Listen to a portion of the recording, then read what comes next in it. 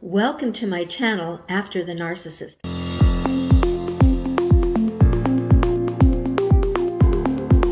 My name is Corey Sullivan. I am the founder of this Restored Heart Ministries.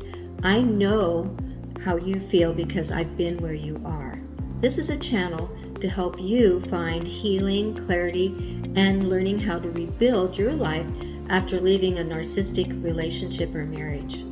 So join me now for this series called Rebuilding After the Narcissist.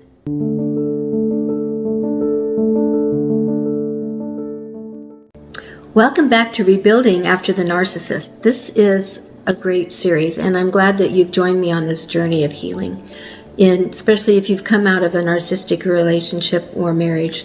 I know how hard it can be because I've been there myself. Today we're going to talk about boundaries and how boundaries will give you the space to, make some changes in how you act and react and how you see yourself, and not put yourself in a situation where you're going to be marginalized or hurt physically, emotionally, spiritually. It's a space for you to have the ability and take the time to heal and make new decisions on how you want to act and react. If you've ever tried to set a boundary, you're going to immediately feel like that's not very comfortable for me. And you might even feel a little guilty. But please, this is not to make you feel guilty or uncomfortable. This is for you to have the space, set the parameters that you need so that you can reassess what has gone on in the past and how to respond in a healthy manner, to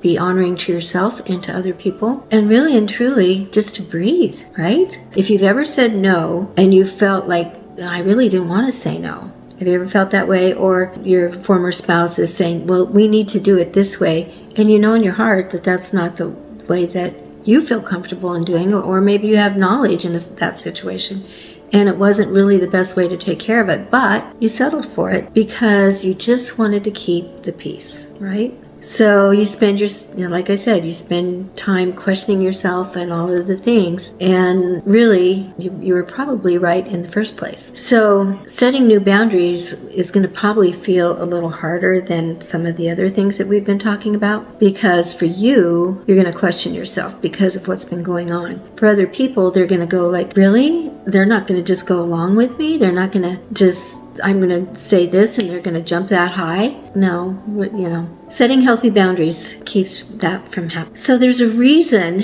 that you feel confused or afraid to set boundaries or just not comfortable in the whole situation. And it's not because you're weak, not at all. It's not because of that. It's because, you've come out of a narcissistic relationship. So a lot of times doing something for yourself doesn't feel very comfortable. In the last episode, we talked about rebuilding your internal compass. And that is so key in helping you set new healthy boundaries. So today, as I said, we're going to talk about those boundaries physically and spiritually, emotionally, so that you really and truly do know how to set boundaries after we're done today. You were conditioned throughout that relationship to make other people be the priority. You prioritized other people's needs and wants and desires over your own. And that probably didn't feel very comfortable at first, but then you were doing it to keep the peace, or you were doing it to get along. And so you built in your mind a pathway that my feelings and my emotions and my wants and my needs don't matter. Nothing could be further from the truth. They do matter. And then you might have been feeling too, like when you did try to stand up for yourself, that you were too much. Maybe your former spouse or person that was your narcissist said, oh,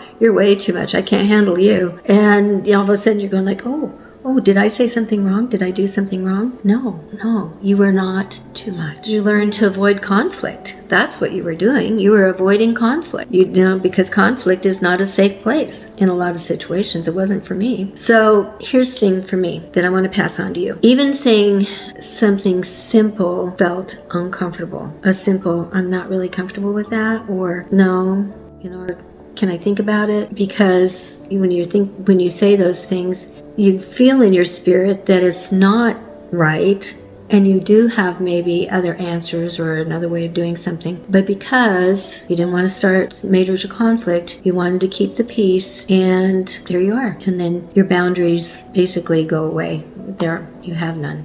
at that point. You also may feel that setting boundaries are selfish, and they are so not selfish. In fact, boundaries basically bring you clarity and bring you peace and bring you a sense of who you are, bring that back to you.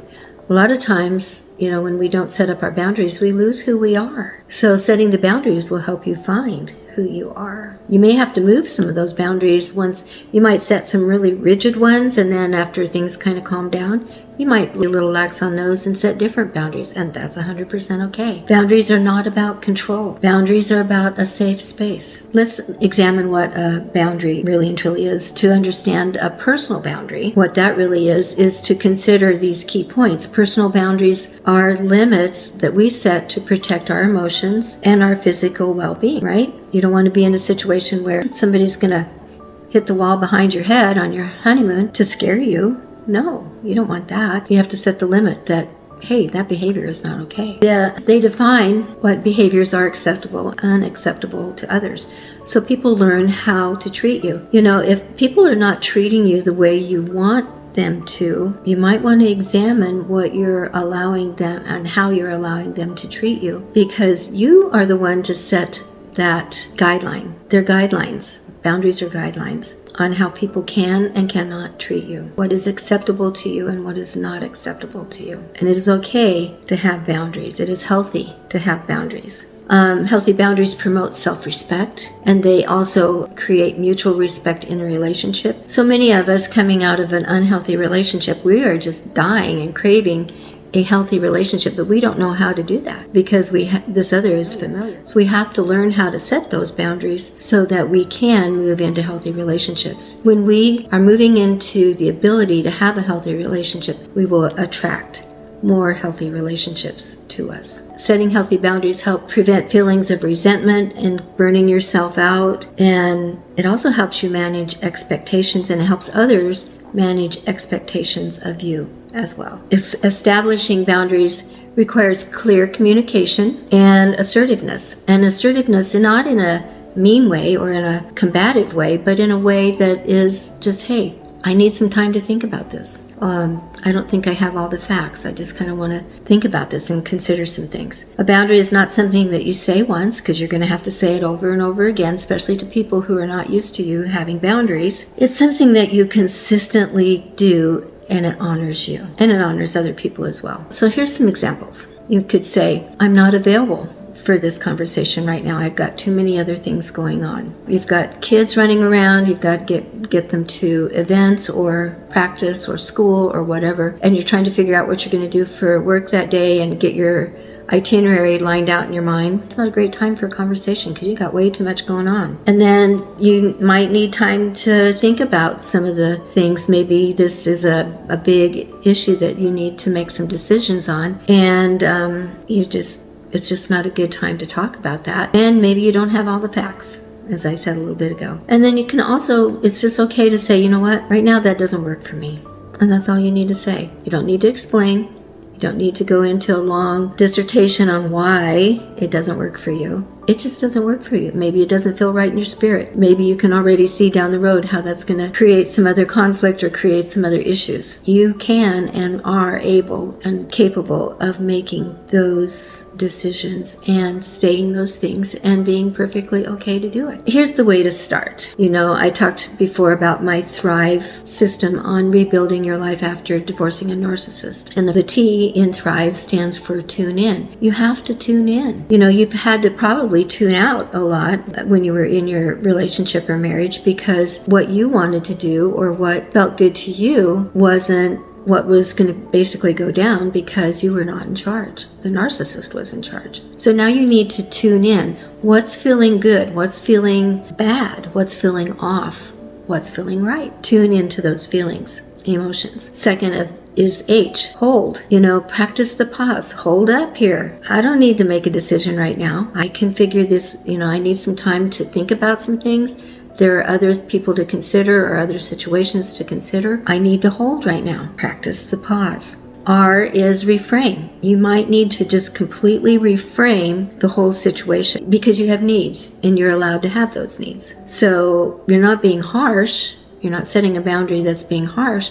You're just saying, I think I need to reframe this a little bit. So, because I just need to be clear on how this is going to, work down the road, or work for me, work for you, work for my coworkers, my kids, whatever the situation is. Because a lot of times there's other people to take into consideration. A lot of times when we have to make decisions, it's not just about us, it's about the whole situation. So reframing it to where it feels comfortable and making some adjustments is not a bad thing. Yeah, it'll help you take your power back too, because we've given our power away way too often and way too easily. And so just to say, I need to some time, practice the pause, and then you kind of reframe it either verbally or in your mind, and then you learn that that is the key to taking back your power. So you're going to get some pushback, probably, and that's okay, because people are not used to you setting boundaries and standing up for yourself. It doesn't mean that you're wrong. It just means that you have some considerations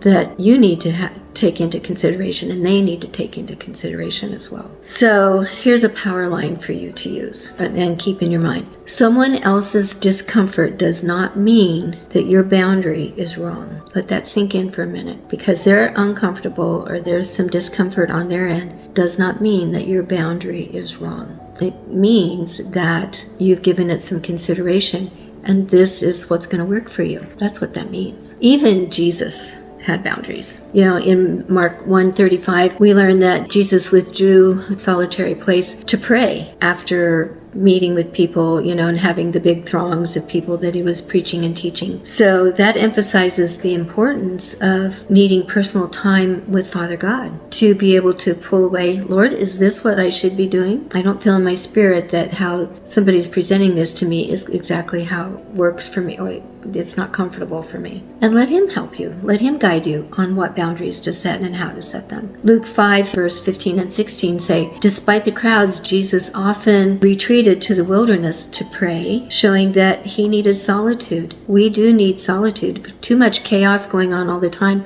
We can't even hear ourselves think, right? So he withdrew. He said no. He didn't need to meet, and he knew he didn't need to meet every single expectation of people that people had of him, and neither do you. Boundaries are not unloving. Actually, they're quite wise. They're giving you some time to think about and have the space to act and react in a healthy manner. So today I encourage you to think about some of the times when you felt as though your space had been encroached on, that you had no way to breathe, that you couldn't really move forward, and that you had to do something in somebody else's, they were in charge. This is taking your power back, remember? Or you didn't really want to do what someone was encouraging you to do because it made you feel unsafe, or it made you feel it wasn't true to who you are. It wasn't your personality to act in that way or do those things. So based on all of that, I want you to take some time now and write down, think about some things and write them down about when you could have set some boundaries,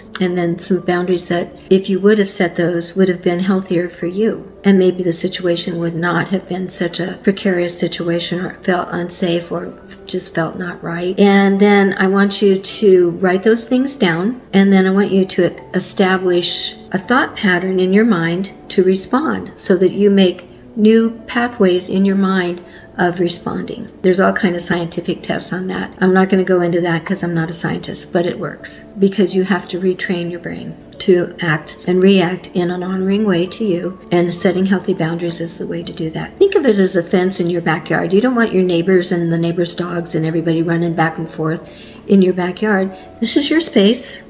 This is where you have your family. This is where you thrive. This is where you are able to go out and take a breath of fresh air and have your space to do it in. So it's the same thing. They're fences. Think of them as that. And I'm not going to let you in my backyard unless I say you can come in my backyard. So some of the languages or some of the phrases that you can use in your languages, I'm just not comfortable with whatever it is. Or I need some time to focus and regroup. I need to consider some other alternatives. And my favorite one is, you know what, that just doesn't really work for me. And then come up with other solutions, or maybe just a no. Maybe it's just a flat out no. In the future, after some time, you will build that pathway. Your boundaries will become automatic. Nope, that doesn't work for me. So And again, you may want to change them, you may want to add some new ones, you might want to take some of these others away, but you want to give yourself the space to be who you truly are. You want to have that power. Again, they can be moved if necessary. They're not hard and fast.